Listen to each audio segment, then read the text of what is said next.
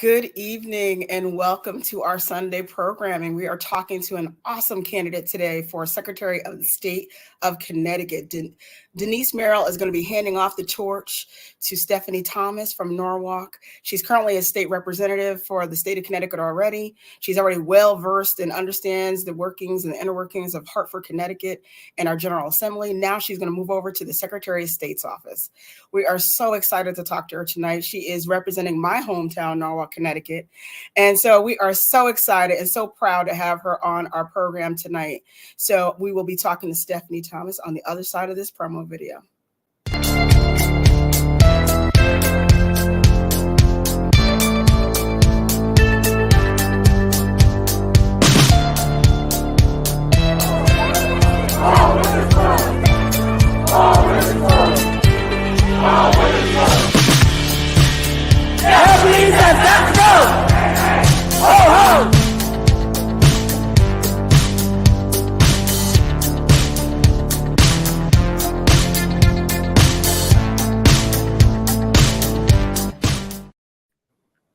And welcome, Stephanie Thomas. How are you? Welcome to Hampton Action Now. I am good. Thank you, Rhonda. I'm so happy to be here. I'm looking forward to this. And I like how you said I was going to be Secretary of State. So, let's just put it out there. Yes, we got to just name it. And, that's what they say at church. You got to name it and claim it. That's what we're going to do. Yeah. So welcome to our program. We do community conversations. We've done this all the way through the pandemic just to stay in touch with our community here in New Haven and Hampden area. So we're so excited to meet you tonight and talk with you. I want to start off with, I want to say that I know that you have received enormous endorsements from around the state, from Senator Anwar, Senator Cabrera, and almost the entire General Assembly. But I think the most really amazing and most powerful endorsement that you received was from our current sitting Secretary of State, Denise Merrill, who's been in this position for 10 years, has done amazing work to really, guard our democracy here in Connecticut. So let's just stand by for a second. Let's just watch this video. It was really beautiful and amazing. Stand by 1 second.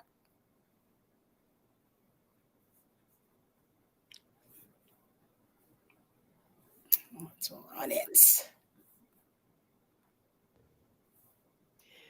Hi, I'm Denise Merrill, Secretary of the State of Connecticut.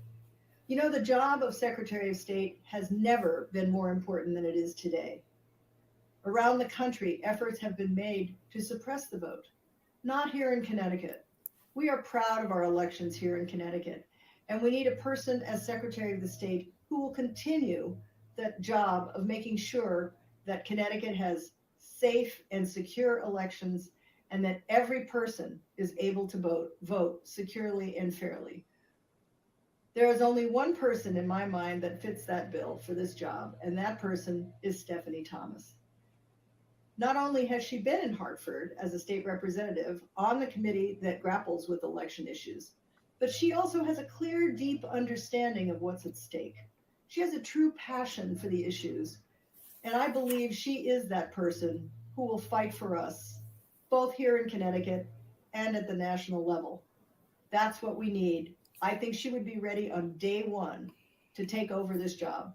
So I am proud to support Stephanie Thomas as the next Secretary of the State. That was amazing. Right? It was that endorsement along with the convention in May. I was there. When the first round of votes came in, we voted for you right out the gate. Our group, it was the 8th district of DTC, the 1st, the 8th, the 3rd, the 5th. We all were like, Stephanie, and then we didn't, and so when the first, you look shocked. Tell me about that moment. I got into this race after all the other candidates, and you may recall, we started with 7 people total in the field. So, I have not been a political insider. I just got involved with politics in 2017 after a certain presidential election. I, first ran for office in 2018 and lost by a few hundred votes. So I ran again in 2020 and won. But a lot of people around the state don't know me. Certainly in my area, So, it was an uphill climb, a little bit of David and Goliath. And I was shocked, but I was gratified to have won all 3 rounds of the voting. You sure did. And won it handily. Like there was no question.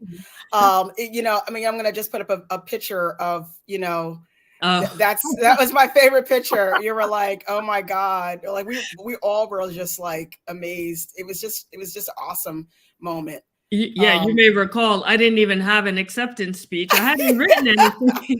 That was so great. It was so great. You and Eric Russell I think both of you guys were shocked, but you received overwhelming support that day in May at the convention. Tell us a little bit about you and your legislative priorities of obviously, about, defending our democracy, but just what specifically? I think my passion for this role, a lot of it comes from, I feel like I'm living the American dream. Most people don't know a lot about my background. I grew up very poor, but in a wealthy town. So I had a great public school education, but little else.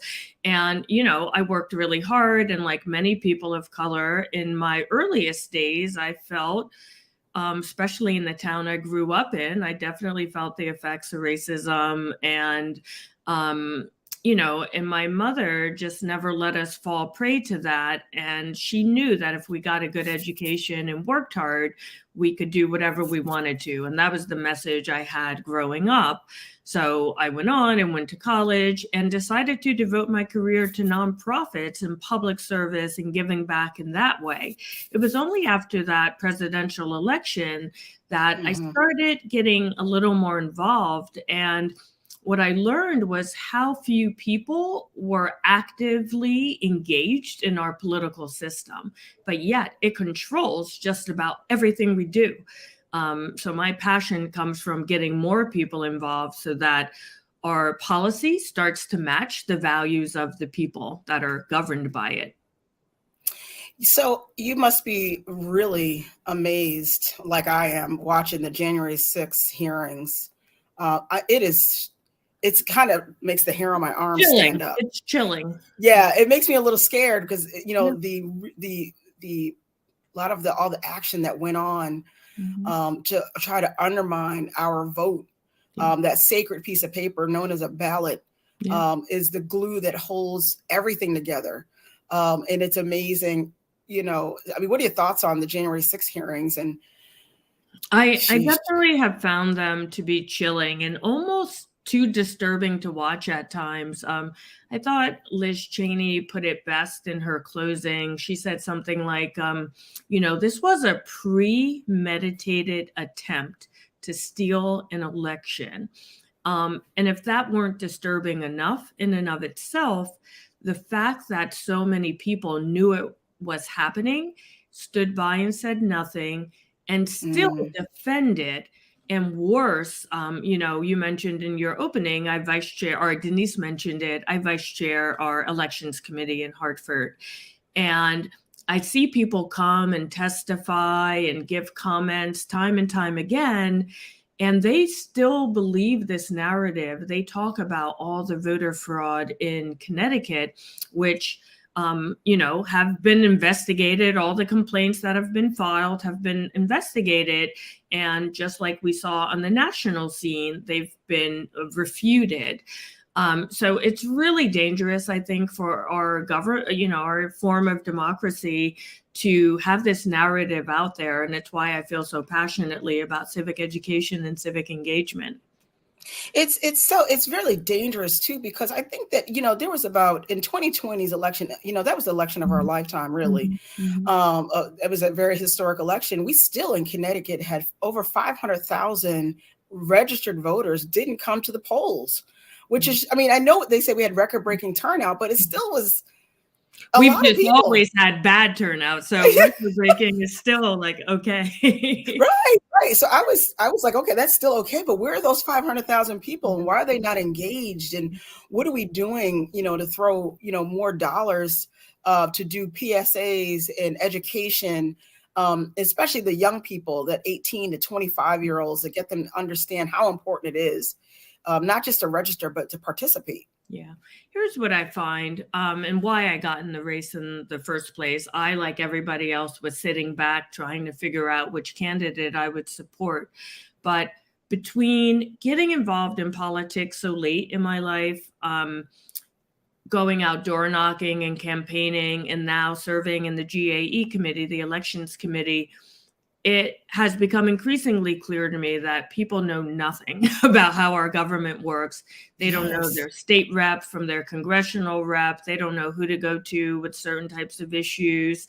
And they certainly don't know, or most people don't, testify in front of the legislature or call their representative and ask for a meeting to discuss an issue that they care about. So what I felt was missing from the conversation, we always talk about voter access, voter registration, and of course, that's very important. But based on the laws we just passed here in Connecticut, it felt to me like we had a singular opportunity right now at this point in time to focus on civic education and civic engagement, and not just for kids, but for adults as well. Because once you graduate from high school, that's it. You're on your own. And nothing else is given to you. And part of the issue is that here in America, we always talk about our civic responsibility being voting, but that is just one day a year. And I want everyone to really understand and know that that is not enough to keep a democracy on its tracks. We have to work those other 384 days a year, and I'd like to show them how. Yeah, it is really amazing. There's so many ways that I believe our state is really way behind. I have a friend that, lives in Chicago, and they go up to a kiosk and they put their license and they vote and they go on about, and then you have folks that were doing the drive up voting, I believe, in parts of the country, and then the Saturdays and the Sundays. I mean, I always was amazed that our state is still doing this, one day, 6 a.m. to 8 p.m. And I know they just recently, in the last 20 years, I guess, to even extended it to 8 o'clock. One day, isn't that? I mean, it's just. Day. Oh, it's crazy. But so we are I think we may now be the last state, or there might be one other that doesn't have either or neither early voting nor no excuse absentee voting. And that is because it's built into our constitution, our state constitution, which requires a constitutional amendment to make any change. So like, even if you wanted to open the polls like a little earlier or a day early, we have to pass this constitutional amendment. And when people hear like, we're changing our constitution, I think they get nervous, even though every other state has some form of this. So we are really behind the times. Yeah. I mean, I was doing a little tiny bit of research. I know that part of the Constitution was written in the early 1800s. But yet it's been amended many, many times. So I tell people, don't get nervous when you hear it. It was amended the first time during the Civil War to allow soldiers to vote by absentee ballot. So it has been amended. I believe the most recent amendment was in the 1970s to allow poll workers, if they were working at a poll other than their own, to vote by absentee ballot. Sure. So I think, this November, that constitutional amendment will be on the ballot. So vote yes if you would like Connecticut to join most other states in the nation to allow for some sort of early voting. Yeah, I remember when that was on the ballot some years ago. I guess it was 2016. 2014. 2014, yes. And it was the most confusing language. It was very confusing. Sometimes, I'm one of them, but sometimes legislators get a little too. There was too many lawyers involved, and I think that this one would be way better, this language. And I think we'll, because of 2020 and then of course January 6th of 2021 and all the things that have happened, people seem to be a lot more aware now of what is at stake. There's a lot at stake in these elections.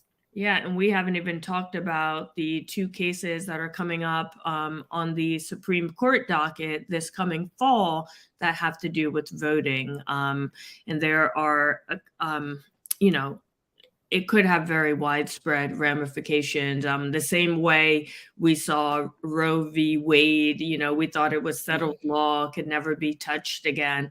Well, the same is true of our voting rights. Most people forget that the right to vote is not built into our country's constitution, because at that time, many people were denied the vote. So it's something that we have to fight for and remember to fight for every single day. Yeah, I mean, I'm a disciple of John Lewis. I always say that because I know, without that ballot and without, each person's vote counting and you having the right to select your own representation, this doesn't work. Our democracy, our republic doesn't work. None of it works. It's a sacred piece of paper. It's a piece of paper of trust. It says, I trust you with my money, my child's education, my public safety. I mean, it's a lot of things that we entrust our government to do and our leaders. Yeah. And if we don't really guard that process, then what do we do? I mean, that's why you said the January 6th hearings are so chilling and a little scary to watch. Yeah. And it's more about, we definitely have to protect the right to vote, but I just feel so strongly that we also have to protect the ways that people can engage. And, here in Connecticut, we're very fortunate. We have a very open government. There are a lot of resources available, information available on various websites, et cetera. And like I said, I feel like if anyone called their state representative, state senator, you can have a conversation, exchange emails. So we just have to also fight to make sure that it stays that open and accessible, and that people can be represented by people that are like them in their region. So if you think about something like gerrymandering, there is a Supreme Court case coming up this fall about that. And if it rules the wrong way, that would open up the way gerrymandering used to be and still is in many places, but not so much in Connecticut. But if it went to a federal law, we could go backwards, where, districts are cut up so that maybe communities of color are divided and don't have an opportunity to have someone who looks like them or who has had their experience. So there's a lot at stake right now, and I couldn't be more serious about protecting it. Yes. I mean, I just think that you are the perfect candidate for this position because you are on the GAE committee right now. You have already been in the General Assembly for, like you said, since 2017. No, only in the GA. I'm a first term. I first ran back then, but yeah, it feels like I've been there longer because it feels like you were longer. Okay. Well, you are a newcomer, You're right. You are a newcomer to the General Assembly, which makes this even more amazing. I think that the movement that we saw at our Democratic State Convention was a state and a electorate that is hungry for change in Connecticut. We really are looking for representation, but from regular folk. This is regular people, and that's been the biggest problem. That's what's been, I think, in my travels around the state and around the country, people have lost their interest in voting and participating in the political process because it's like, well, it's the same person gets elected over and over again for 20, 30 years. And I would say, look in the mirror, right? I mean, I do feel like we have to do our job we say voting is our highest ideal. So I think as a state, we have to invest in that. And I will be fighting for more resources to the Secretary's office. But I try to make the connection. I was just speaking this morning at an event, and I was talking about, my mother and my father, for totally different reasons, had a hard time, right? We all have hard things happen to us in life, and they raised these 4 kids, and, I'm running for Secretary of the State. Like, my sister's child is a doctor now, and my other sister was a missionary and is now getting her BA in her late 50s from Harvard. Like there's all this stuff. And my brother is great, running a really good company. So we're doing all these things, but I think about all the policies that made it possible, like whether it was the program that my brother went into when he joined the Navy that enabled him to go to an Ivy League college and all of that, or, the free counseling that my mother got after she went through some things. And these are all policies that are the result of someone's vote, whether it was a local town government, state legislature, or federal bill. And when I hear people say their vote doesn't matter, it does matter, because it's only by having good people in these roles who push these policies forward that they touch all these human lives. So some legislator, God knows when, in like 1973, never thought that by passing a law that helped my mother, that I would one day be here running for Secretary of the State. So you don't know how it's going to play out, but you have to vote and try to get those people in those seats who want to make positive change. I agree about it. Well, it's a good thing to be passionate about. I agree with you 100%. I mean, my father and mother, same thing. My mother was, able to go to college and go to, grad school and all that in the 1950s and the 60s. Wow. I mean, that's unheard of, right? Yeah. My brother and I, we all went to school and got advanced degrees and things. That wasn't, we take it all for granted. Yeah. I mean, just in my mother's lifetime, this was a luxury. Yeah. This was a luxury only for people who had the money and the financial means to do it. Mm-hmm. If you didn't, you just didn't go. You just did whatever work that you could do to feed yourself and keep a roof over your head. Now you can, there's policies that have been in place for, even like federal student loans and these things that you can do. I mean, you can now get this education, a very good one, to be able to be in a position to edify and build and grow your community and be a great part of your community, a positive part. And the only way that works is through that ballot. 100%. And that leadership. Yes. Everything that happens goes through some ballot box. So we better meet that ballot box. When I think about municipal elections, for example, where there might be like 30% turnout, I was talking to someone just yesterday about how the mayor of their town won, and I forget, the town had maybe 100,000 people, somewhere in there, won with like 9,000 votes. Like, that's it. Like, that's all who showed up. And then people are saying that government is not meeting them where they are because it's not representative, because we don't know what the people want because they're not showing up at the polls. And I am invested and committed to doing everything I can, to push out information, get into communities, be a face around the state, trying to create this culture of these other 384 days to teach people that if you do show up, you will be heard and you will see change. Yes. I mean, you have to show up. And I think that Connecticut's doing the best they can to, give additional access to, the ballot with regard to times. I think the biggest movement will be, the early voting and the no excuse absentee voting. I mean, that's the only thing I think right now where we're hugely behind. We are hugely behind. No excuse absentee voting. We have to wait till it's voted on again in 2023 and hopefully on the ballot to the people in 2024. People also don't realize we did pass automatic voter registration, which is hugely impactful to, through agencies like DSS or the Department of Labor. It will automatically register people to vote who interact with those agencies. It will take some time to roll out. I'm hoping to hasten the speed. Right now, they're saying about 5 to 7 years or more. I would like to shave some time off of that, but it requires a lot of back-end computer work. But that will also have a huge impact, I think.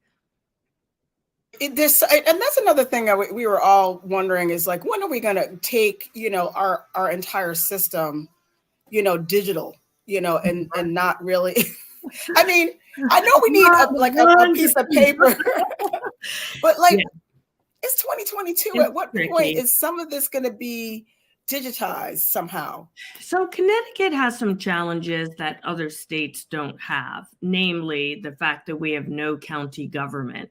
That does actually create some logistic issues because every one of our 169 towns have to do these things separately. And it's really hard when you're comparing a town of 3,000 to a town of, 120,000. There are some differences. So, I do think the nation is going to be moving in that direction. I think it would be best served as a federal law, but it's short of that. It's what we will look at various things, but right now we are most likely talking about in-person early voting, but then of course, no excuse absentee voting would be by mail. And I, for one, do support mailing out absentee ballot applications and making sure they're matched with the barcodes. I do think that would help a lot more people. I'm getting calls, even in my campaign now, saying, we're still waiting for our ballot to arrive in the mail. I mean, I'm sorry, not our ballot, our application. The application, because it was done during COVID, and people really appreciated that because no one knows how this stuff, not no one, but a lot of people don't know how this works. And it's difficult to have to go online, download a PDF, print it out, fill it out, mail it in. It's complicated. And some people, I know when I was campaigning in 2020, a lot of people said, I don't have a printer, or my printer broke, or I don't have ink in my printer, or I can't find a stamp. I mean, there's all these barriers that it just takes effort. But yeah, I'll stop there. But one day, Rhonda. I know. I'm so excited for that day because it just seems like, we have electronic medical records. I mean, everything we do out of Yale now is all electronic. I mean, we do have to worry about cybersecurity, right? And no matter what, I am a fan, and it's considered best in class to make sure there's a paper backup. Yes. Because hacking, it is a real thing. Again, in Connecticut, we actually benefit from having the 169 towns because someone would actually have to hack each town. Sorry, I just saw that. Oh yeah. Comment. We have people watching. Yeah. Oh, great. Yeah. So, it'll be really exciting. I know you would absolutely be the person to carry the Denise Merrill torch into the next into our new millennium that we're actually in, and being able to, pick up where she left off on all the really awesome work that she's been doing all these years. And I'm just so excited to watch it roll out. Tell us what you need for your campaign. I know you have a primary coming up. So tell us how your campaign's going. What do you need? Do you need door knocking and yard lawn signs? What do you need? I like this question. I need everything. No, campaign's going great. I've been driving around the state. I probably do almost 300 miles every single day, literally northwest, northeast, southwest, southeast, all the middle. And I just go out talking to people. I've had a great reception. People really resonate with my platform and what I'm hoping to accomplish in the role. There is a primary on August 9th. Getting the word out about the primary, many people don't know it's happening. You can find me on row A. So I encourage everyone to go out and vote. If you don't know, if you have a uncertain work schedule or something like that, you can vote by absentee ballot by going to your town hall. I think it's getting a little late to do it by mail. So I would recommend going to your town hall. You can get it done in your town clerk's office in 5 minutes. Volunteers, door knocking, yes. Phone banking, yes. Texting, yes. If you go to votestephaniethomas.com, you can find a way to sign up to volunteer. And we're out there. We're doing phone banks every single night from now through the election. We do texting every single day, and also door knocking and lit drops. So if anyone wants to help, give us a call. Do you have your schedule out yet of where you're going to be on election day so people can come and meet you? I don't have that schedule out yet, but that's a good point.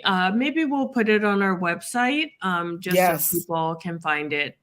Yeah. Yes, because a lot of people would probably want to come down and visit you and meet you and talk with you about, the issues and things that are passionate to them on the day of the election as they're going in. So that would be great. And I'd love to know too, because I'd love to come. That would be great. Yeah. I'd love to come and stand the polls for you on election day. So, we need poll standers. So if your town, you'd like to volunteer at the polls, let us know. I definitely will.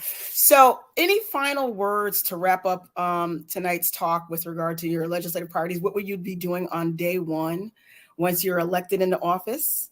I'll just touch on the one thing we didn't talk about, which is the other side of the job, which has to do with business services. So anytime someone opens a business, for example, they're filing their paperwork through the secretary's office. And I'm a small business owner myself. So, and I serve on the Commerce Committee. So that is also an area of passion for me, just making sure that business owners can access all the many programs, services, grants, etc., where I know when I open my business, you're working 60 hours a week. Like you don't have time to Google for hours trying to find these resources. So I plan to be very proactive in getting that information out to business owners because I'll have the data. I'll know if they're minority owned, woman owned, veteran owned, big, small. And I think that is one thing I would like to change and just try to be more proactive and meet people. I think my mantra is I need to meet people where they are instead of making them come to us. Yes. And I think that's what's needed in government in general. And, small business is really the glue that holds our economy together. Yeah. Yeah. I agree with you. I agree that making it more accessible to get the resources from the Secretary of the State's office is really paramount to whether or not a small business can survive in Connecticut, which is hard. It's hard. It's hard work. So kudos to all the small business owners. Yes, they are awesome. Well, thank you so much for joining us tonight. I am so excited to have talk with you. I can't wait to hear more, and I can't wait to find out. I can't wait to come over and celebrate with you when you win your primary. We know that you absolutely have this. And you're probably I agree with Denise Merrill. You're probably the only person in Connecticut. You are the only person that we could could trust with our ballot. It's a big job. And in addition to the business services, it's very important work that has to get done. So thank you so much for talking with us today in Hamden and this New Haven, Hamden area. And we will be in touch. Thank you. Such a pleasure. I appreciate it. You're terrific. So have a good night. Have a good night. Take care.